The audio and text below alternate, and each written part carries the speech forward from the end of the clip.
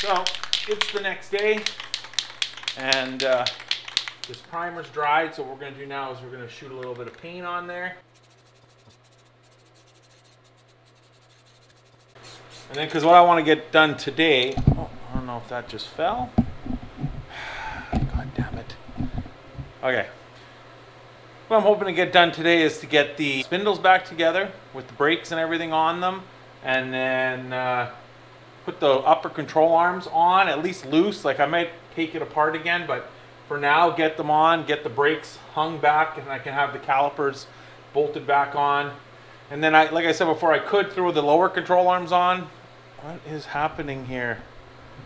Stop nodding off, guys. Are you getting tired? Am I boring you? Because I don't know what's happening with this camera here. Once all that's done, then I got, like I said before, cut that cross member welded in, and I don't want the lower control arms bolted in because I don't want it to get hot, which I think I've already said probably 10 times. But okay, so we're just going to give this a paint job. Like I said, I'll probably put 2 or 3 coats of paint on here, and then when the engine's out, then clean up kind of the other side of the frame and also give it a coat of paint.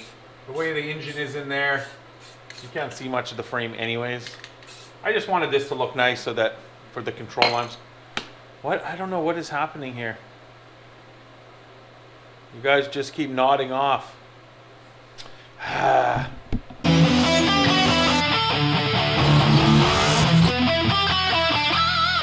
Alright, so now we're going to put these spindles back together. Now, these spindles are the same left to right, the spindle itself. So what we're going to do here, we'll start with this one, which according to this bracket is left, so this will be for the left side. So we got some washers, we got this big bolt, and this bolt goes in there. Oh, I just finished saying that there was washers, and then I don't put the washers in. We've got another bolt that goes through here, like that. And then we need one of these. And then we got a nut and another. I'm going to make sure I got the right nuts. Yep.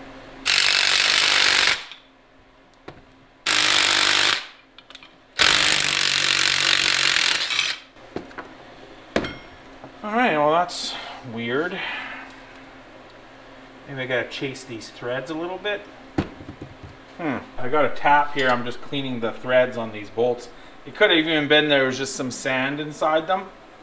So I'm just running this through the nuts to make sure that there's no crap in them. And actually, they did kind of go through hard at the beginning, so there maybe just was some sand trapped in there. And then I'll do the same with the bolt. We should be back in business. I tapped that and rethreaded or went through the threads on the bolt, and now it's all together. So that's how it goes together. Now it's front steer instead of rear steer.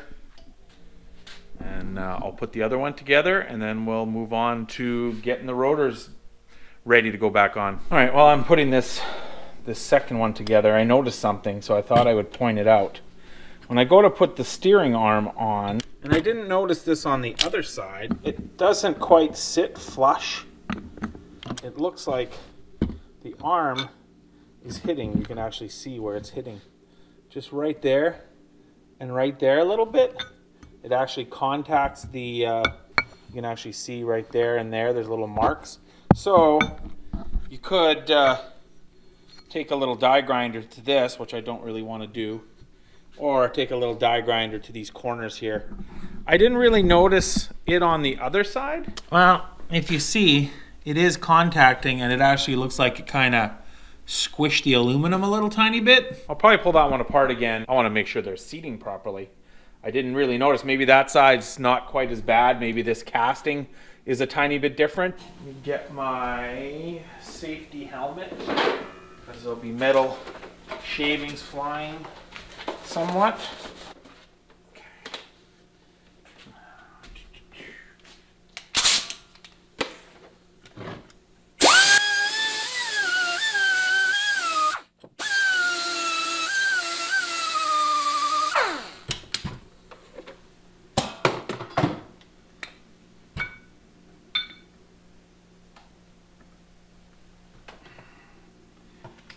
we go. So just a tiny bit off.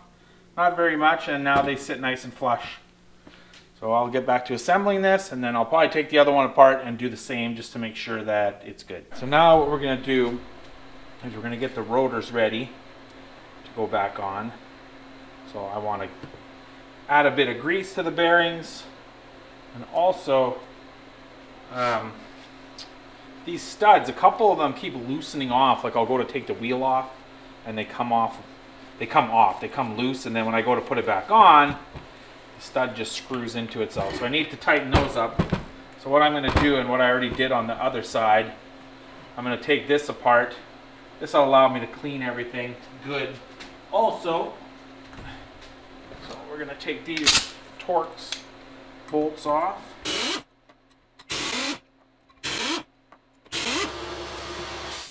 Then we can take the rotor off with the aluminum hat, which is good because then I can also clean this because it's gross. So we'll give that kind of a cleaning. And then same within here. On the other one there was only a couple. Oh, all of these. All what I'm going to do is put, you know what? I'm going to take them, I'll take them all out. That'll allow me to wipe all this grease out of here, dirt out of here, make it look nicer. And like I said before, see it has multiple bolt patterns. So if you wanted to switch it to Ford Dodge bolt pattern, I guess. Alright, so now what I'm going to do, I got them cleaned up. I'm going to repack the bearings, which, I mean, they look pretty good. There's a decent amount of grease, but I'm just going to make sure. And so this is kind of the old school way to pack bearings. Help if I had like a bucket of grease, but just put a little bit of grease on your hand, and then you kind of just work it into the bearing, and you can actually see it kind of fill the bearing up as you roll it in there. It's the gross way to do it, but it works really good.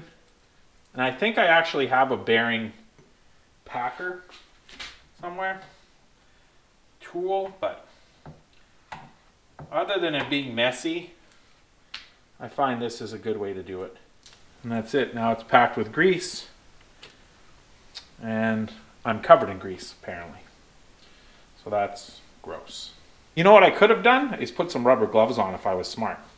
That might have made sense, and I actually have some, so I could have done that, but I didn't.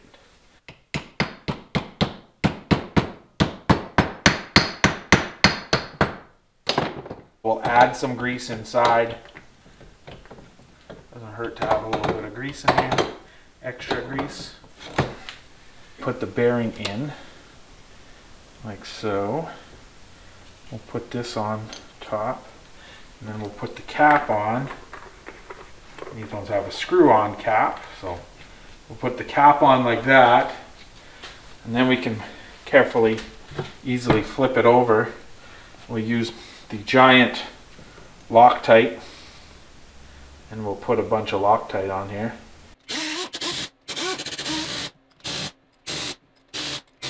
I'm going to let the compressor fill up so I can retighten these again before putting this back on.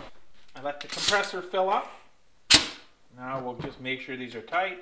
Now we can put this rotor on. I'm going to look into getting new ones. I don't know, I bought them used, so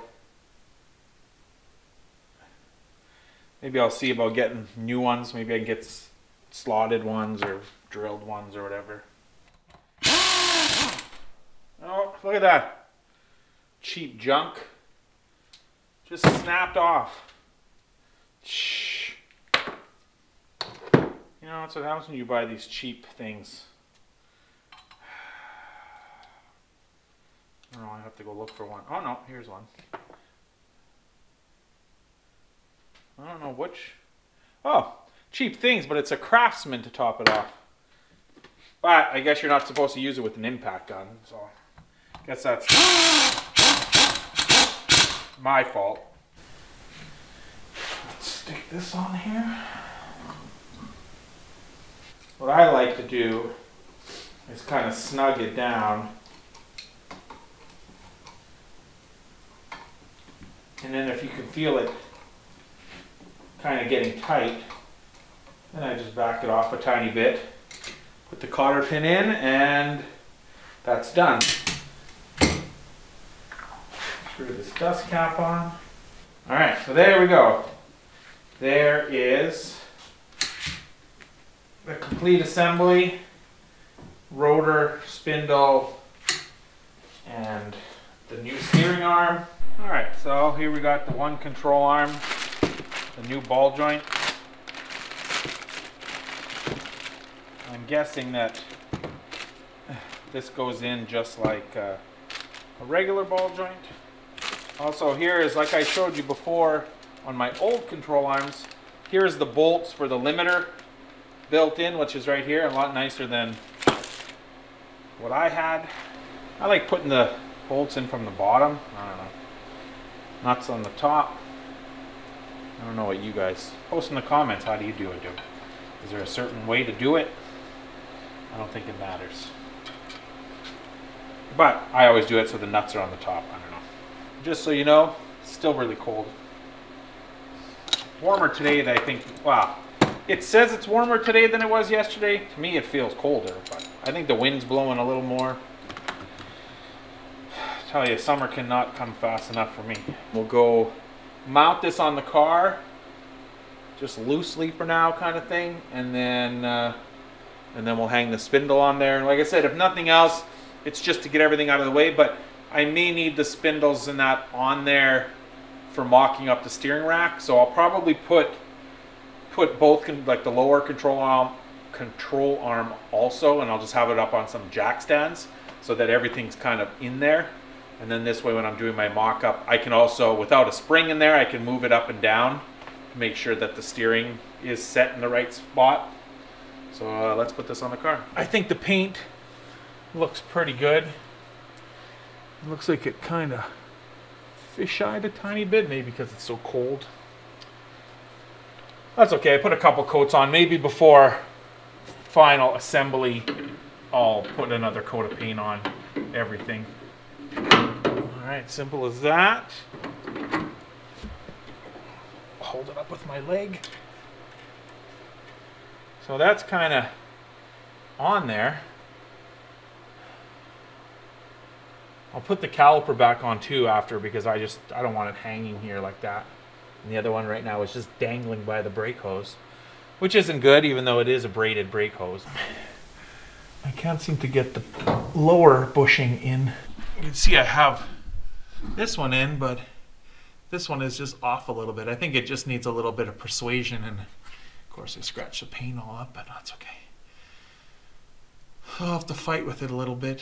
I don't want to scratch the powder coat on the control arm though. So I'm trying to be careful.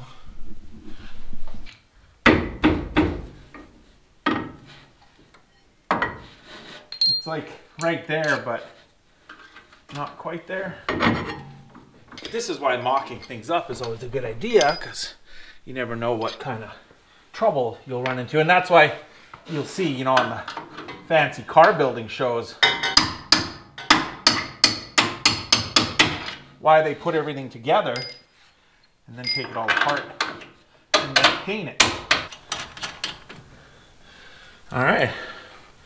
There we go. Well, that was a little bit of a pain getting that bolt lined up, but as you can see, there we are.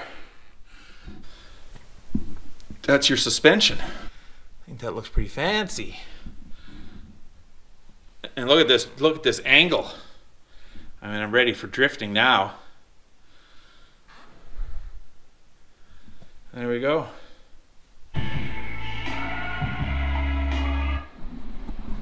Alright guys, so I think that's going to be it for today. We also got this side on, mocked up. Of course, this lower control arm went in like butter, so that's in. So all that stuff's mocked up in there. In the next video, we're going to be test fitting the steering rack and try to figure out exactly how all that's going to go in terms of cutting that cross member in the front, welding a piece of tubing in there, etc., etc. So if you're interested in seeing that, be sure to tune into the next video. Like always, like, comment, subscribe. share with your friends. Click that notification bell so you get the videos, because obviously a lot of people aren't getting them. So click the notification bell, watch the videos. We really appreciate it, and we'll check you later.